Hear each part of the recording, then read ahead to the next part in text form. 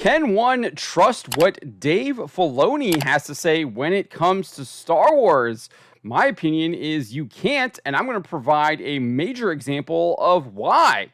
Headline here, Dave Filoni previously admitted that George Lucas did not want Ahsoka to survive Order 66, later claimed it was Lucas's idea for her to survive. Let's get into this here. As part of Star Wars The Clone Wars is the Wrong Jedi featurette, Filoni matter-of-factly states, I don't think it's a mystery that I've always been a bit more in the Ahsoka lives camp, and then George has been very full-on in the Ahsoka dies camp. I think I've said that before, if not, revelation for you. He then went on to explain his choice to expel her from the Jedi Order was indeed done to keep her alive. So I thought expelling her from the Jedi Order is a good movement towards that end, and we stand on that bold new frontier for her. Things have changed. She is not the same character. You can watch that over here on BountyGameComics.com. But just a couple years later, he was doing an interview with StarWars.com, and he was discussing the recently released Season 2 of Star Wars Rebels, specifically Part 1 and Part 2, the first two episodes there. And he said he was actually talking about how him and George discussed Ahsoka surviving Order 66. And he said, this is something that George Lucas and I talked about. When Order 66 is called and Ahsoka survives it, she has a moment where she reaches out into the Force and she looks for Anakin's presence. She could feel Anakin's presence in the Force no matter where she was in the galaxy. It's not like a metal detector. She couldn't just go right to where he was, but she would get a feeling that her friend is still safe and alive. When she reaches out after Order 66, she doesn't get that. It's gone, and so she believes him to be dead. He then contrasted this with Ahsoka discovering that Darth Vader is indeed Anakin Skywalker. He said, when Ahsoka reaches out with Kanan to see who Vader is, that's different. She digs in, and she's so close to him physically, flying after him, and strikes into his consciousness.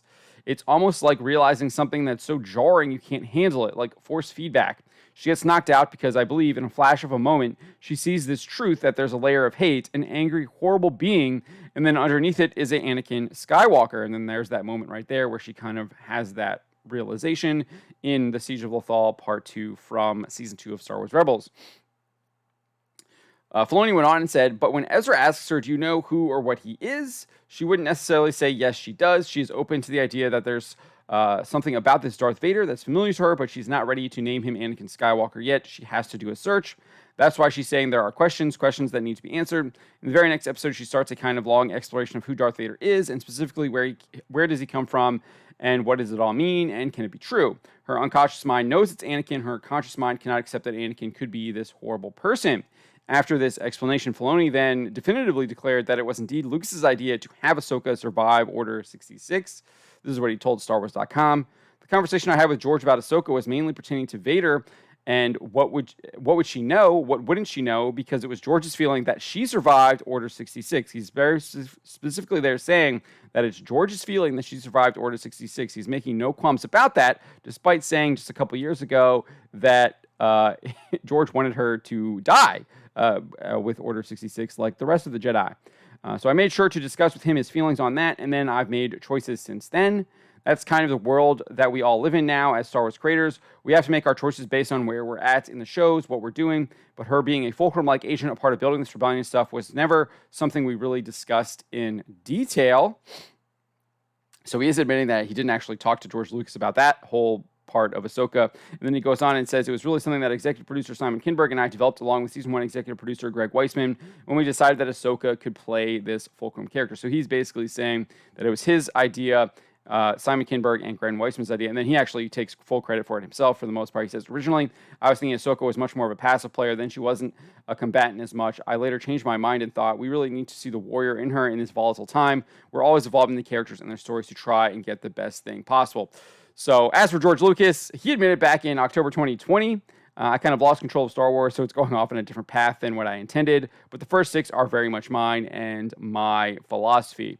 I don't think he's actually commented on this. Most of the comments about Ahsoka are coming from George Filoni, coming from Dave Filoni, explaining what his conversations were with George.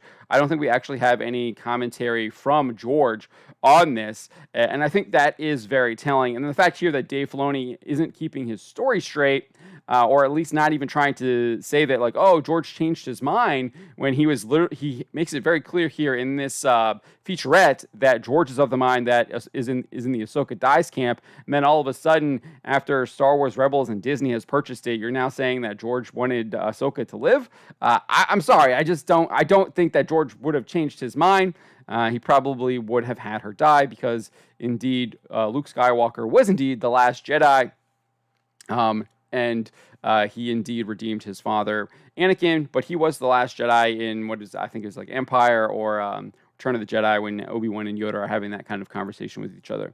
So, but that is why I don't trust Dave Filoni when he's talking about things that George Lucas has said. I think this is a perfect example of it here. He said one thing in like about a decade ago, and then he said another thing about 5 or 6 years ago. Maybe it might have been 8 years ago. I think it was like 2016 is when that Star Wars Rebels show, those 2 episodes came out. So what was that? 7 years ago. So it looks like his story is changing over the years, and it looks like, I think that we can tell that it specifically changed after Disney had purchased Lucasfilm. So I wouldn't really trust Dave Filoni on anything that he says that George Lucas told him. I would not trust it unless you see it from George Lucas himself. Subscribe for more.